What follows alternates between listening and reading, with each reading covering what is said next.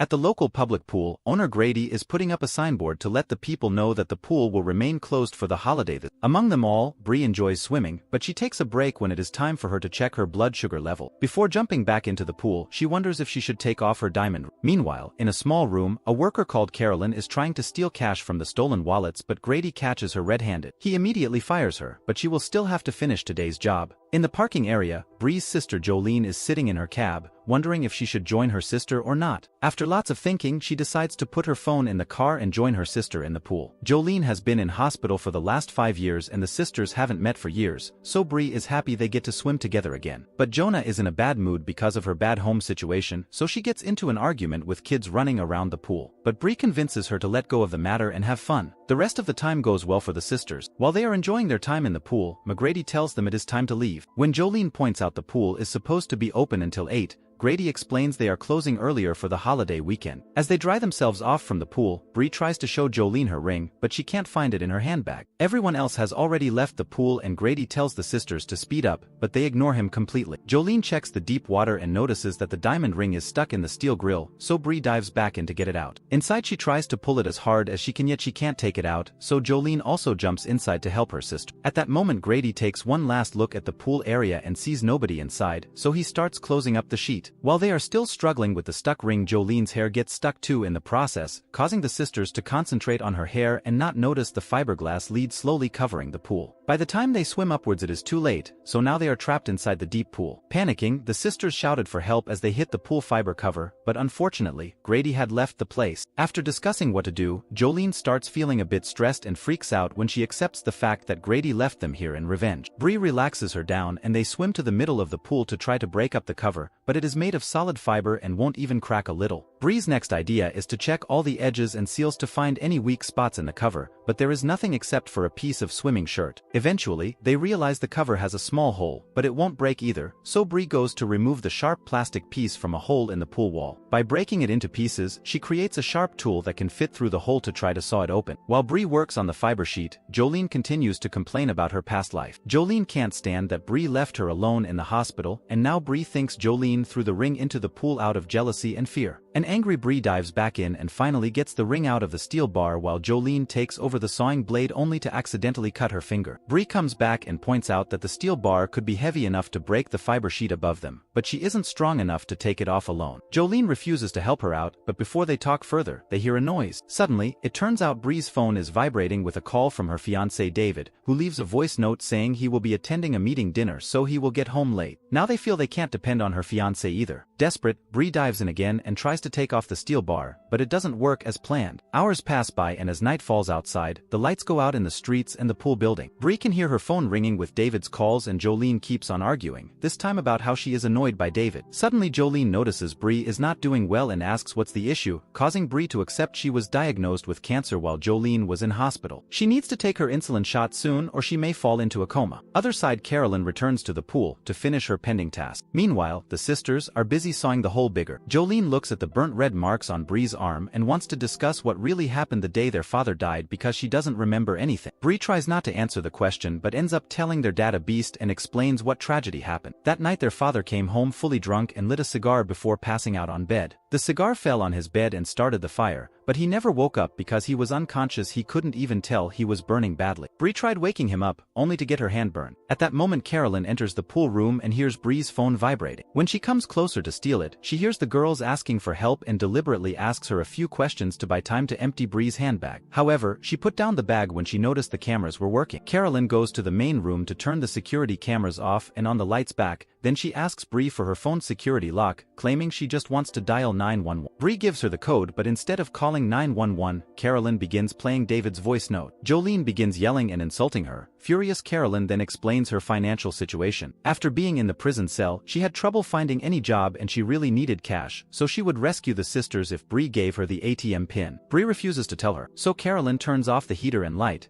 threatening to let them die in freezing pool water. Feeling panic, Bree finally tells her the pin and Carolyn leaves with her handbag. She also doesn't turn on the heater. So the sisters try to cuddle as a gesture of their last hug. 2 hours pass by and Bree's body is aching badly because of the cold water. Jolene thinks she has to try to recover the steel bar and dives back in. But when she resurfaces again, she discovers Bree has fallen unconscious, so she rushes to wake her up in her senses. Jolene again breaks into tears, but Bree assures her not to worry. Rather, Bree insists they should talk about their issues, so Jolene confesses she is all guilty, which is why she tries to attempt a self-cut. She explains how to date she feels afraid and terror about her father's abusive behavior. Jolene confesses their father's voice never left her mind a single day. Suddenly the sisters hear someone approaching the pool, but it is just Carolyn. She is very furious because Bree only has $5 in her account and starts criticizing the girl. Then she says she may leave them there to die alone and goes to the security room. On the other, Jolene sharpens the plastic piece and starts pretending she is having a panic attack. She cries hard and apologizes to Carolyn and claims to have some important information to share, talking in a very low voice to make Carolyn come closer to the hole. Soon Carolyn bends her head down to the hole and Jolene stabs her with the blade. Carolyn shouted in pain and rushed to the restroom to check on her bleeding while, angrily, in revenge, she turns on the pool's automatic chlorine cleaning system, which causes the girls to start suffocating. They try to block the filter with their hands, but the jets are too strong and push them back into the water. Suddenly Bree loses consciousness and starts drowning, so Jolene holds her up until she is awake. Soon it becomes harder to breathe and the girl yells at Carolyn that she is killing them, which finally makes Carolyn turn off the cleaning system. Afterward, Carolyn asks for Bree's diamond ring in exchange for their life. Despite Jolene's protests, Bree gives Carolyn the ring, but Carolyn doesn't let them out. She turns the lights off again and says she will do so when she is ready. Hours later, the pool cover is finally seen moving and Bree can hear car horns outside. David enters inside to save her but is afraid when he can't see Jolene, so he thinks she must be sinking. Then Bree suddenly woke up and realized it was all a night dream. Then she calls on her sister and discovers Jolene is using the plastic shard to cut her veins. Soon Bree manages to talk her out and promising it will never leave her alone again. Then both sisters apologize to each other. Meanwhile, Carolyn is checking on the ring while Bree's phone continues to ring up with David's voicemail of calling 911. In fear, Carolyn returns to the pool. The sisters pretend that Carolyn is not guilty and apologize for calling her a devil. Carolyn cries and goes to the security room to put in the code, however, it doesn't work because of an electrical fault. In fear, she tells the sisters the bad news but refuses to call 911 because she is afraid of going back to her prison cell. Carolyn leaves Bree's handbag on the desk and leaves the place. Hours continue to pass and Jolene keeps on swimming to keep her body warm and active. However, Bree is growing very dizzy and when Jolene comes to check on her, Bree feels so weak that she makes a big confession. She wanted to do something as she always knew what their father did to Jolene and was disgusted by it. The night of the fire their dad had actually been awake and in silence and tried to move, but Bree held him down to a pillow so he would burn to death and the girls would finally be free from his deadly monstrous father. Hearted by the gesture, Jolene decides she must try harder for her sister, so she leaves her resting on the rope and again dives into work on the steel bars. After a few failed trials, Jolene gets an idea. She takes the swimming trunks and wraps them around the bars, which allows her to grab them properly. The bars slowly start to move and after lots of tries, Jolene finally takes it off and in a hurry takes it to the surface. Soon she discovers Bree falls unconscious. Jolene rushes to give her sister a heart pump and thankfully manages to wake her up. Afterward, Jolene uses the bars to hit the fiber cover on the small area and it soon starts cracking until it finally breaks in pieces. While in a rush to create a bigger hole, Jolene gets hurt when she inserts her arm to break the sheet. Next, Bree is again unconscious and Jolene pushes Bree out of the water, and once they are finally out of the water, she rushes to Bree's handbag to get her insulin. Bree wakes up after Jolene injects it into Bree's leg. At that moment Carolyn returns and points a handgun at them because she is afraid the sisters will put her behind bars by telling police about her. Jolene requests her by telling Bree to be the only one left in this world. So Carolyn lowers the gun and hands them back the diamond. Then Jolene uses Bree's phone to call the police and tells Carolyn to leave the pool before they arrive. Later, Bree wakes up in the hospital.